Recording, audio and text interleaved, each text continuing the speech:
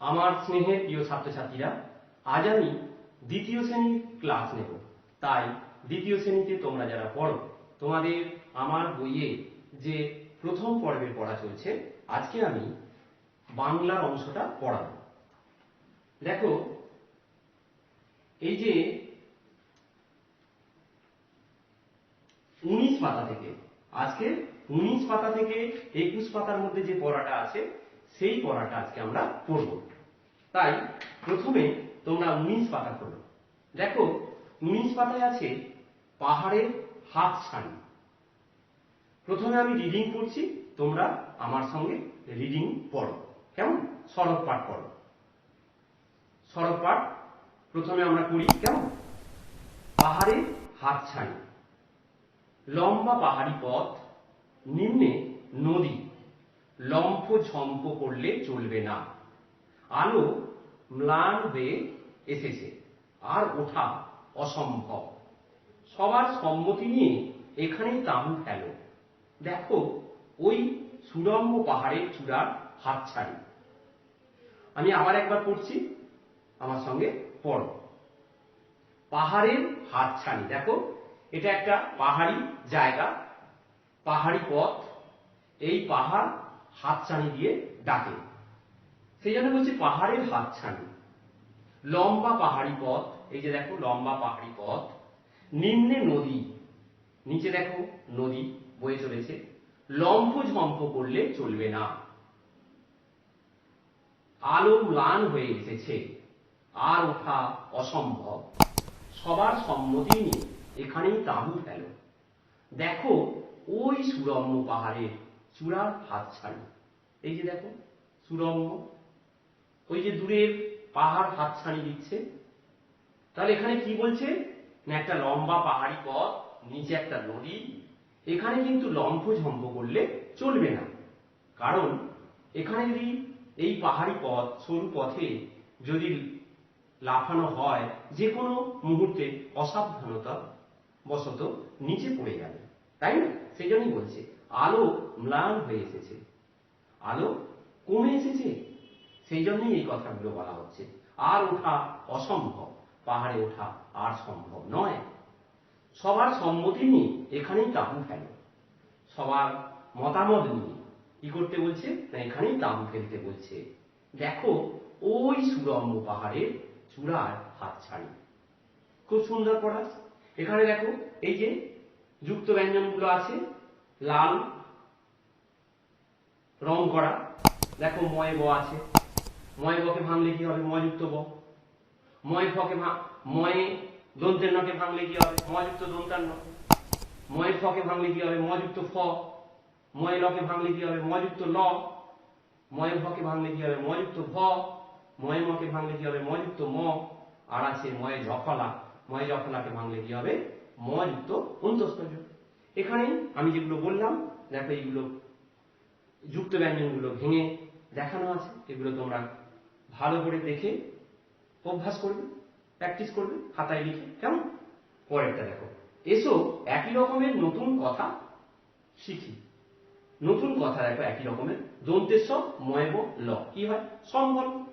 তারপরে দেখো আছে আ ময় ময় একা আম্মা।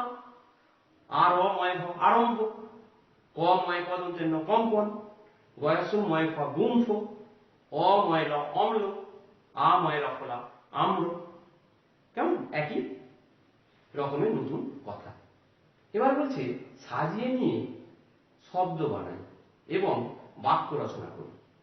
এইখানে দেখো এলোমেলো করা আছে, এগুলোকে সাজিয়ে শব্দ বানাতে হবে।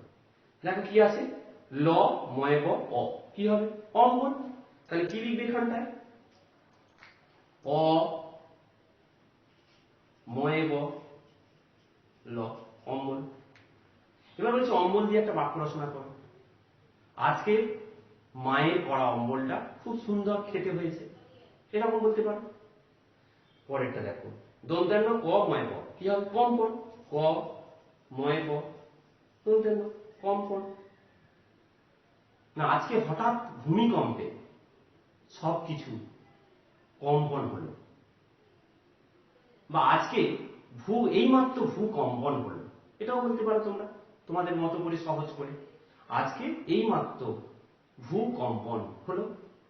তারপরে আছে দেখো দন্তের স অ ব ময় ভ কি হবে সাজালে অসম্ভব অ দন্তের স ময় ভ ব সম্ভব। আজকে এই কঠিন কাজটা করা অসম্ভব, এটা বলে দিলাম, অসম্ভব মানে সম্ভব নয়। তারপরে আছে দেখো তয়াসই ময়ম দন্তের স কি হবে সম্মতি দন্তের স ময়ম তয়াসই সম্মতি। আমার এই কাজে সম্মতি নেই বা আমার এই কাজে সম্মতি আছে, এরকম বলতে পারো। পরেরটা দেখো ময়ম না আছে দন্তের নয় ম ত অন্তস্থ কি হবে সাজালে তন্ময় ত দন্তের নয় ম অন্তস্থ তন্ময়। তন্ময় খুব ভালো ছিল, এরকম বলতে পারো। কেমন তোমরা তোমাদের মতো করে ছোট্ট ছোট্ট বাক্য তৈরি করবে, আমি বললাম একটু এইভাবে তোমরা এইখানটায় লিখবে বাক্যগুলো। পরের পাতায় চলে এসো। পরের পাতায় দেখো আছে আরেকটি পড়া অজানা ইতিহাস। অজানা ইতিহাস ছবিটা দেখো, আমি পড়ছি রোদ্দুরে কুয়াশার পর্দা কর্পূরের মতো উবে গেল, সামনেই পুরানো দুর্গ বয়সের ভারে জীর্ণ, তবু নির্বিকার দাঁড়িয়ে আমরা ধৈর্য ধরে ঘুরে ঘুরে দেখি এই দুর্গে লুকিয়ে আছে অজানা ইতিহাসের বর্ণময় কথা। এ নিয়ে কারো মনে কোনো তর্ক নেই। এরকম সড়ক পাঠ করতে হবে। আমি আবার একবার পড়ছি, আমার সঙ্গে পড়ো। রোদ্দুরে কুয়াশার পর্দা কর্পূরের মতো উবে গেল, সামনেই পুরানো দুর্গ বয়সের ভারে জীর্ণ, তবু নির্বিকার দাঁড়িয়ে আমরা ধৈর্য ধরে ঘুরে ঘুরে দেখি এই দুর্গে লুকিয়ে আছে অজানা ইতিহাসের বর্ণময় কথা। এ নিয়ে কারো মনে কোনো তর্ক নেই। খুব সুন্দর। কি বলছে রোদ্দুরে কুয়াশার পর্দা কর্পূরের মতো উড়ে গেল।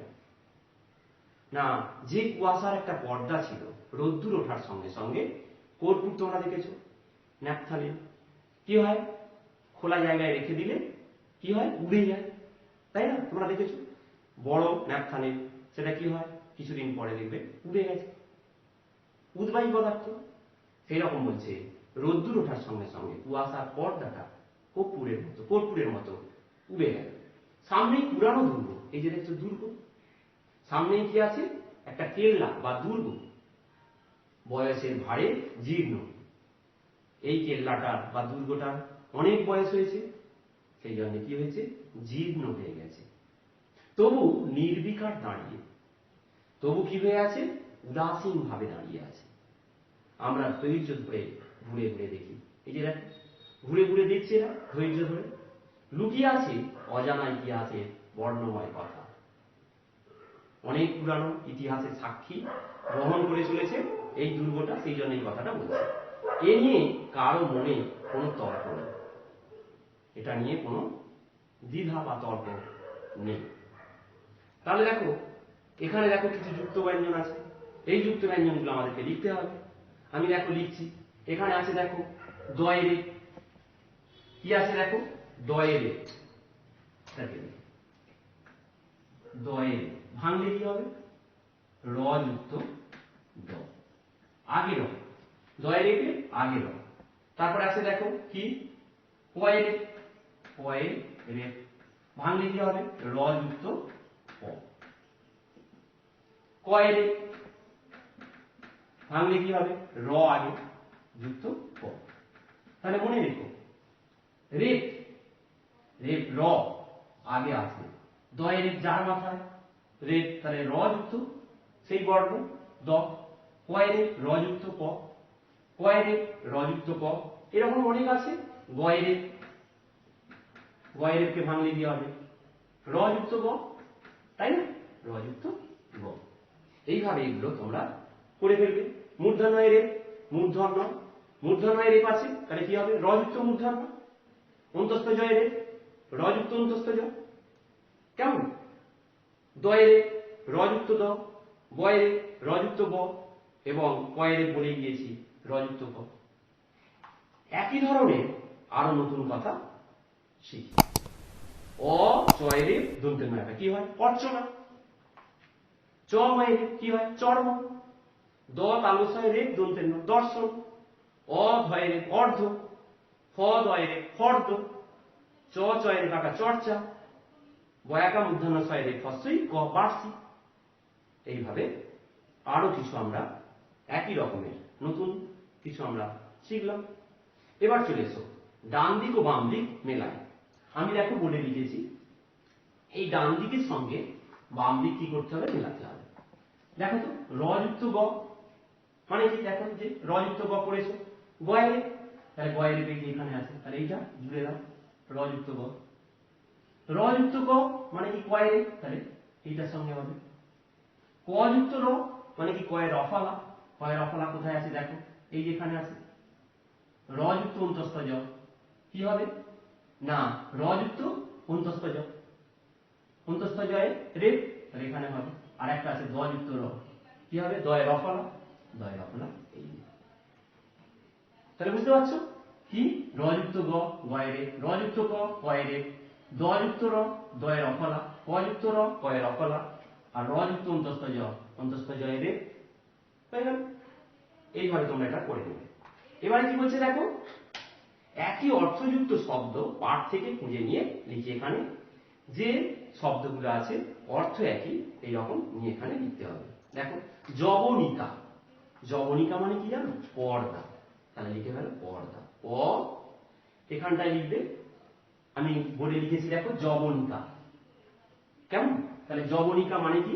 পর্দা। প দয়ের আকা পর্দা। এবারে আসছি দেখো কেল্লা। এখানে দেখো কেল্লা মানে কি? দুর্গ। লিখবে দয় হস্য গয়ের দুর্গ। এরপরে দেখো ভগ্নপ্রায়। ভগ্নপ্রায় মানে কি?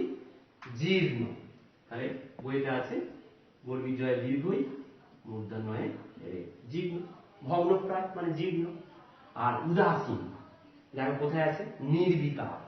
তাহলে দন্তে নয় হস্যই বয়ে রে হস্যই পয়াকা র নির্বিকার। তাই না?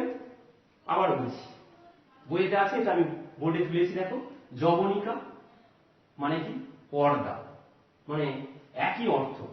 যবনিকার অর্থ পর্দা। কেল্লা মানে দুর্গ। ভগ্নপ্রায় মানে কি? জীর্ণ। উদাসীন মানে কি? নির্বিকার। এই একই অর্থযুক্ত এই শব্দগুলো এই পাঠের মধ্য থেকে খুঁজে নিয়ে লিখলাম। তোমরা এটা পড়ে নেবে। কেমন? পরের পাতায় চলে এসো।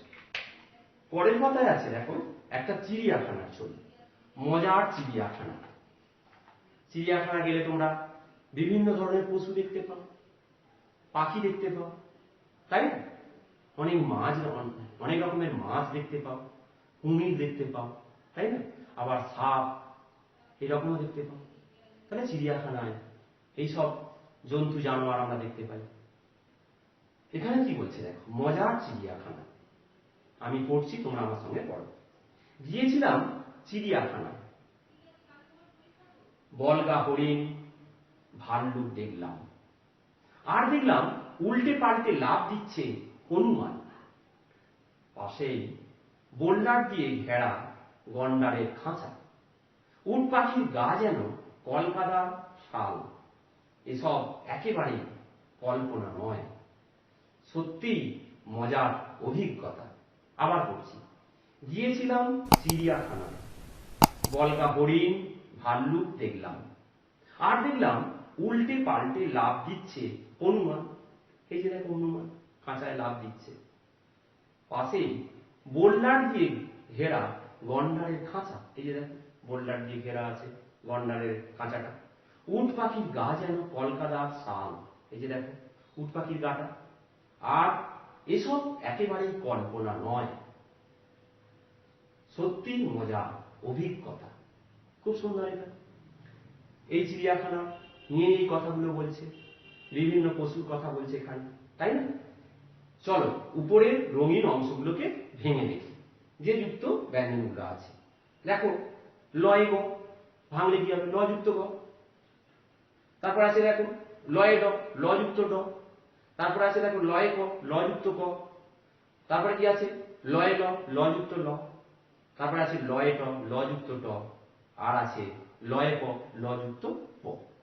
এইভাবে তোমরা যুক্ত ব্যঞ্জনগুলো ভাঙা আগে থেকেই শিখছো। আরো নতুন কিছু যুক্ত হলো তোমাদের সঙ্গে, কেমন? তোমাদের এগুলো আরো জানতে পারলে। এসো একই রকমের নতুন কথা শিখি। তালবস্যই লয় ক, শিল্প। ক লয়ে জফলা, কল্ল। প লয়ে ট দন্তের ন, পল্টন। বয়স্যই লয় ব, বিল্ল। হস্য লয় ল একা দন্তের স, উল্লাস। লয় জফলা একা অনুসার একা, ল্যাংচা। বয়স্য লয় ব, গুল্ম। এবার হচ্ছে পাঠটি পড়ে একটি বাক্যের উত্তর লেখো। চিড়িয়াখানায় হনুমান কিভাবে লাভ দিচ্ছে? দেখো এখানে দেওয়া আছে, উল্টে পাল্টে লাভ দিচ্ছে। তারপরে গন্ডারের খাঁচা কি দিয়ে ঘেরা? না দেখো এখানে দেওয়া আছে বোল্ডার দিয়ে ঘেরা। উট পাখির গা কেমন? না উট পাখির গা এখানে দেওয়া আছে দেখো যেন কলকাতার শাল। খুব সুন্দর। এই পর্যন্তই তোমাদের আজকে পড়া। তোমাদের পড়া এখানেই শেষ করছি। তোমরা সবাই খুব ভালো থেকো, সুস্থ থেকো, সাবধানে থেকো।